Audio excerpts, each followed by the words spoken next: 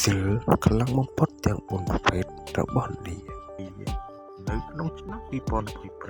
ឌាបានកំពុងរីកចម្រើនយ៉ាងខ្លាំងនៅក្នុងវិស័យការពារជាតិនៅក្នុងប្រមាណឆ្នាំថ្មីនេះជាពិសេសផ្នែកបច្ចេកវិទ្យាមីស៊ីលទំនើបជាច្រើនរបស់ប្រទេសនេះមិនត្រឹមតែជាបច្ចេកវិទ្យាប៉ុណ្ណោះទេប៉ុន្តែវាក៏បានក្លាយទៅជាការភ័យខ្លាចចំពោះត្រូវផងដែរនៅក្នុងវីដេអូមុនប្រិយមិត្តបានជិតច្បាស់រួចមកហើយអំពីមីស៊ីលខ្លាំងបំផុតទាំង5ប្រភេទរបស់អ៊ីរ៉ង់ចំណែកនៅក្នុងវីដេអូនេះសូមលើកយកនៅមីស៊ីល5ប្រភេទរបស់ឥណ្ឌាយកមកចែកជូនប្រិយមិត្តទស្សនាចង់ថាតើជាមីស៊ីលអូណាហើយវាមានសមត្ថភាពខ្លាំងប៉ុណ្ណាទៅតោះសូមជើញតាមបានទេអូទី1 Miss អន្តរជាតិអេកនីវី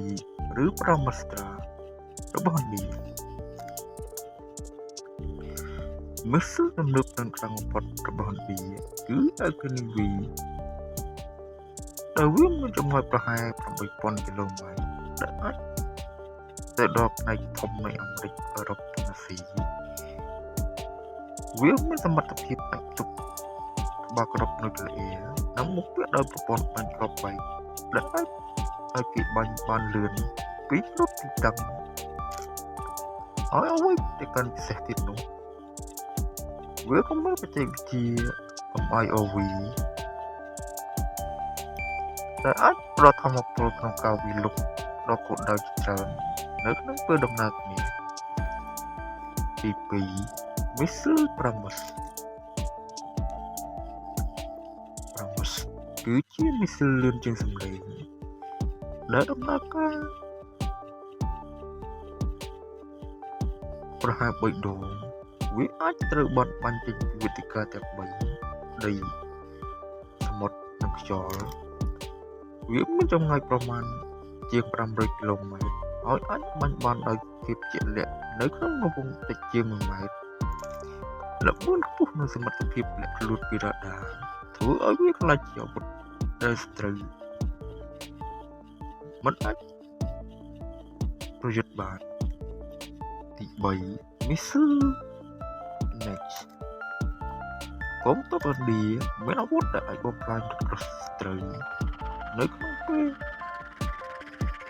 តែហើយនោះគឺជា Missile Next វាជាភ្លើងទៅកំជិលប្រចាំរថក្រោះដោយមានចំនួនឧបករណ៍ស្វែងរករូបភាពកម្ដៅដែលបានបើនៅក្នុងមីស៊ីលនេះវាអាចកំណត់គោលដៅនិងបំផ្លាញគ្រប់អាកាសធាតុនិងគ្រប់ស្ថានភាពតាមរយៈរបៀបពីប្រហារពូល